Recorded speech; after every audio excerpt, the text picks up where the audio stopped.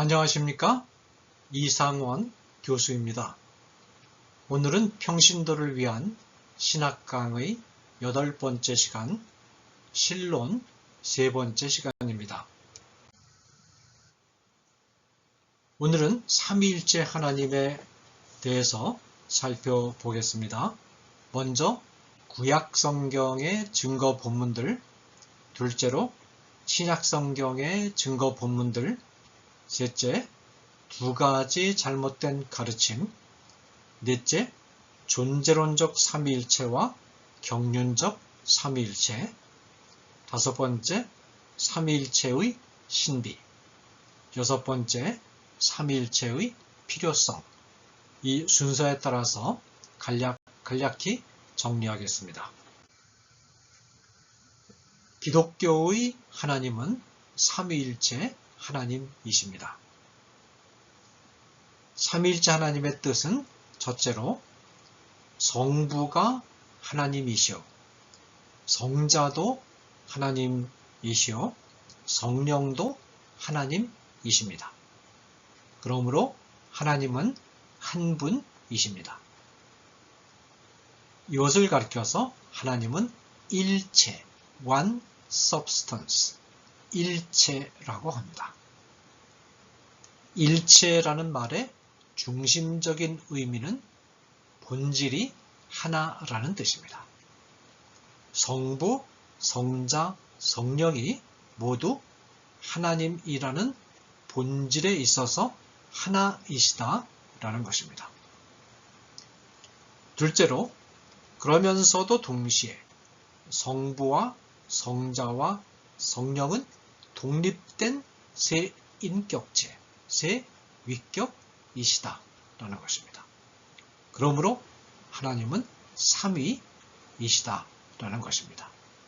그렇게 해서 기독교의 하나님은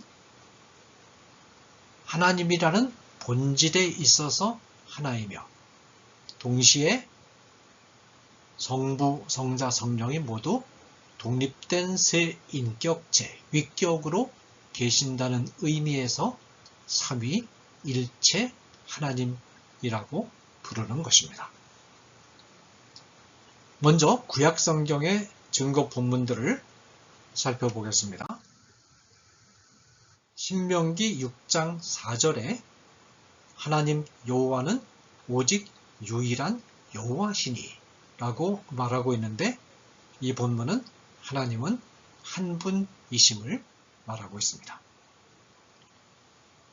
창세기 1장 26절에 우리의 형상대로 우리가 사람을 이라는 어구라든지, 창세기 3장 22절에 이 사람이 선악을 아는 일에 우리 중 하나같이 라는 어구라든지, 창세기 11장 7절에 자, 우리가 내려가서 라는 어구들은 하나님은 복수의 인격체들이심을 시사합니다.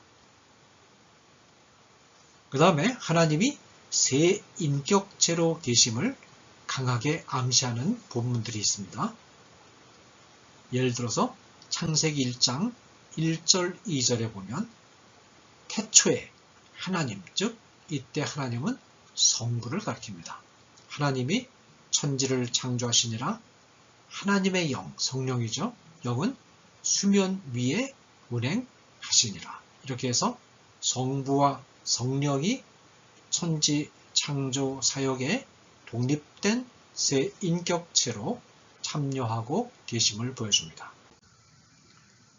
또 시편 33편 6절에 여호와의 말씀이 말씀으로 하늘이 지음이 되었으며 라고 했을 때 여호와의 말씀은 요한복음이 잘 설명하고 있는 것처럼 예수 그리스도, 성자 하나님을 가리키죠. 그 다음에 그 입기운으로 이루었도다. 입기운은 성령을 가리킵니다. 이렇게 해서 성자와 성령이 독립된 세 인격체로 천지 창조 사역에 참여함을 알 수 있습니다. 그 다음에 성부와 성자와 성령이 세 독립된 인격체이면서 동등한 한 하나님임을 보여주는 본문들이 있습니다. 시편 2편 7절에 너는 성자 하나님을 가리킵니다. 너는 내는 성부 하나님을 가리킵니다. 내 아들이라. 명확하게 아들과 아버지 이 관계가 명확하게 보이죠. 오늘 내가 너를 낳았도다.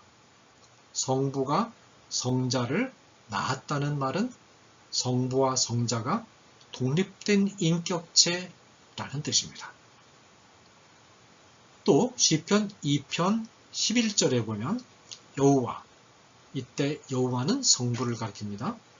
여호와를 경외함으로 떨며 즐거워할지어다 라고 되어 있는데 그 다음 절 12절에는 그의 아들에게 입맞추라 그렇게 말하고 있죠.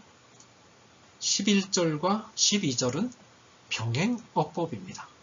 이 병행어법은 같은 내용을 표현을 달리해서 재차 강조하는 어법입니다. 히브리 시 표현 가운데 어법 가운데 하나인데 여기서 여호와인 성부를 경외하는 행동, 즉 11절에 나타난 그 행동이 아들을 입맞추는 행동, 12절의 아들을 입맞추는 행동과 같은 행동입니다. 그러니까 경외한다, 경외하면서 떨며 즐거워한다 라는 표현이나 입맞추다 라는 표현이 똑같이 상대방을 경배하는 것을 가리키는 표현입니다. 그러니까 11절에서 성부를 경외한다고 해놓고 동시에 표현을 달리해서 아들을 경배하는 것과 동일시하고 있다는 것은 성자도 아들 하나님도 아버지 하나님, 성부와 같은 하나님임을 분명히 말하고 있는 것입니다. 또 시편 139편에 보면 1절에서 6절까지는 여호와 하나님, 즉 성부의 편재를 말하고 있는데 7절, 8절은 같은 맥락에서 주의 영, 즉 성령의 편재를 말함으로써 이 편재는 하나님의 속성 아니겠습니까? 그런데 성부도 편재하고 성령도 편재한다고 말하는 것은 성령도 성부와 동등한 하나님이시라는 뜻이 되겠죠. 자, 그 다음에 신약 성경의 증거 본문들입니다. 먼저 하나님이 세 인격체이심을 증거하는 본문이 있습니다. 예수께서 공생애를 시작하시면서 세례를 받으시는 장면과 또 예수님이 세례를 명령하신 장면을 우리가 볼 수 있습니다. 마태복음 3장 16절 17절에 보면 예수, 즉 성자께서 세례를 받으시고 하나님의 성령이 비둘기같이 내려 하늘로부터 소리가 있어 이것은 성부 하나님의 소리입니다. 이는 내 사랑하는 아들이요 내 기뻐하는 자라.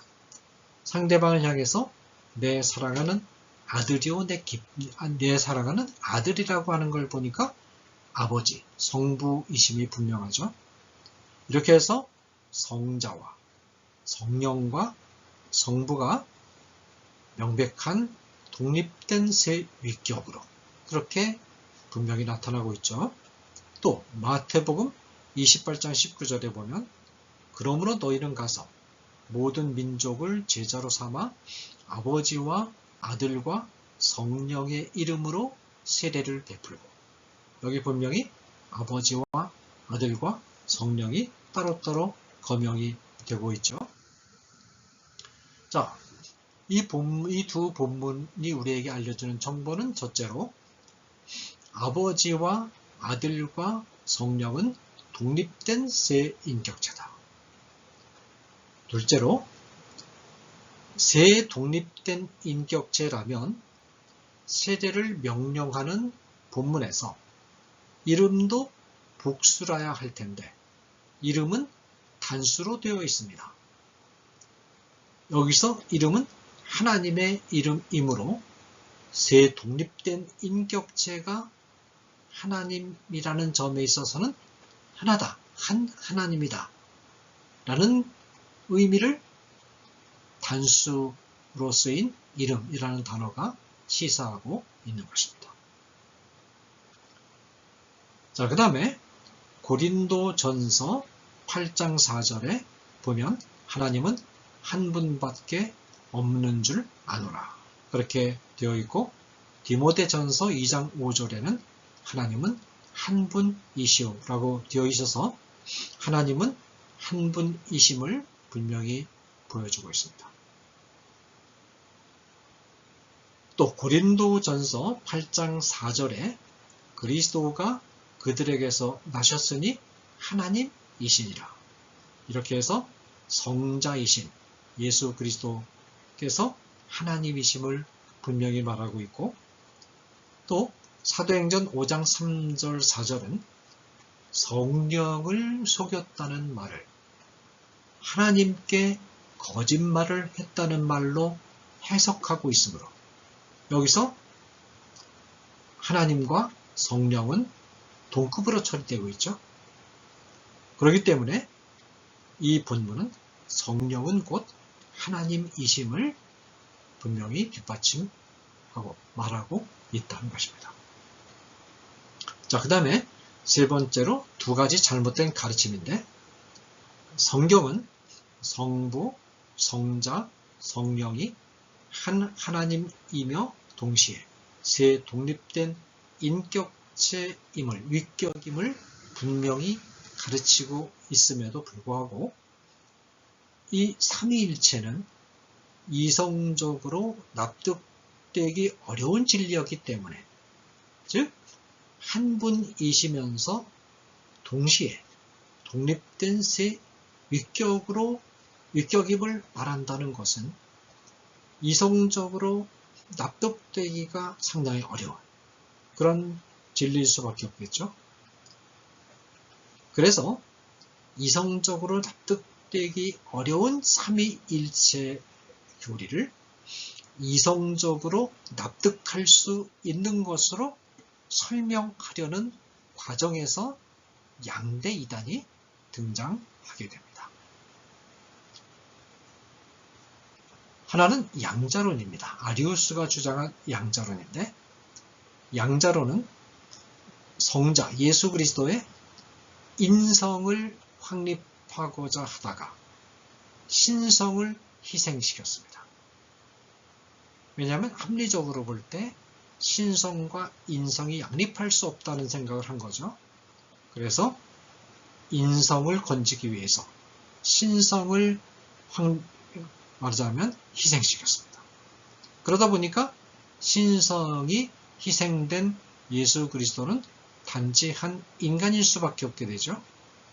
그렇게 해서 단지 한 인간일 뿐인 예수를 성부, 아버지 하나님이 양자로 받아들였다는 것입니다.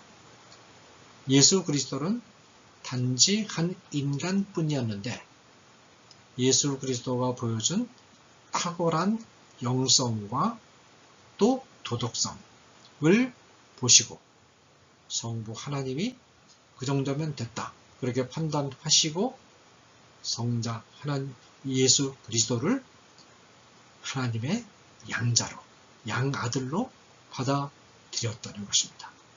이것을 양자론이라고 합니다.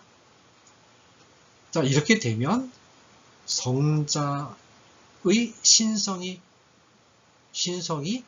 희생되니까 신성이 없어지고 인성만 남으니까 성자는 성부에게 종속될 수밖에 없습니다. 그래서 이 이론을 종속설이라고도 합니다.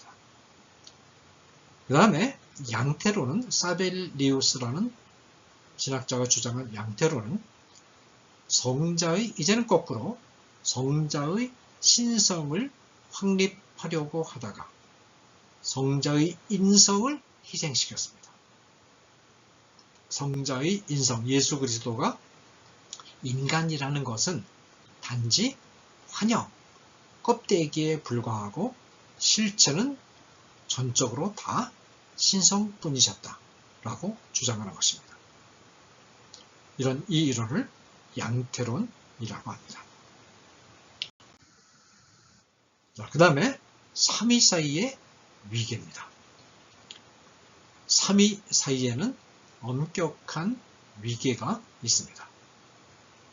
그런데 이 위계는 시간적이나 본질적인 그런 위계가 아니라 논리적인 질서상 위계로서 성부가 첫째이며 성자가 둘째이며 성령이 셋째라는 것입니다. 그리고 이 위계는 영원합니다. 자, 이 위계의 의미는 첫째로 성부는 어떤 다른 위격으로부터도 나오지 않으신다 라는 것입니다. 성부가 성자로부터 나온다는 것은 있을 수 없다. 성부가 성령으로부터 나온다는 것은 또 있을 수 없다는 겁니다. 반드시 성부로부터 성자와 성령이 나온다는 겁니다. 둘째로 성자는 성부로부터 영원히 나셨다. 이 말은 성자가 성부로부터, 성부가 성부로부터 나는 일은 있을 수 없다는 겁니다. 그 다음에 성령은 성부와 성자로부터 나오셨다라는 것입니다. 자, 그 다음에 성령이 성부로부터만 나오신 것인가? 동방교회에서 이렇게 주장을 했습니다. 아니면 성부와 성자로부터도 나오신 것인가? 서방교회에서 이렇게 주장했어요. 라는 문제를 두고 경론을 벌이다가 589년 톨레도 회의에서 성령이 성부와 성자로부터 나오신다는 교리, 필리오크베라는 교리가 확립되어서 서방교리로 정착이 되었습니다. 그 근거 구절은 요한복음 15장 26절에 내, 즉 내는 성자를 가리키죠. 내가 아버지, 즉 성부, 아버지께로부터 너희에게 보내실 보혜사, 성령을 가리킵니다. 그러니까 성령이 아버지께로부터 나오되 성자, 예수 그리스도를 거쳐서 예수 그리스도가 보내시는 것으로 되어 있죠. 그렇게 해서 요한복음 15장 26절은 서방교회의 입장이 성경적 입장임을 명확히 보여주고 있습니다. 성부가 만물의 절대적인 원인이고 성자는 도구적인 원인이고 성령은 성부가 행하신 창조사역과 구속사역을 완성합니다. 이 기능상의 역할도 이 기능상의 질서도 영원히 변하지 않는다라는 것입니다. 그 다음에 존재론적 삼위일체와 경륜적 삼위일체입니다. 존재론적 삼위일체는 성부와 성자와 성령의 내적 관계에 초점을 맞춘 삼위일체론으로서 내향적 사역이라고 합니다. 삼위일체 내부 서로를 향한 사역이라는 뜻이죠. 내향적 사역에서 가장 중요한 일은 성부가 성자를 낳고 성부와 성자가 성령을 보내시는 일입니다.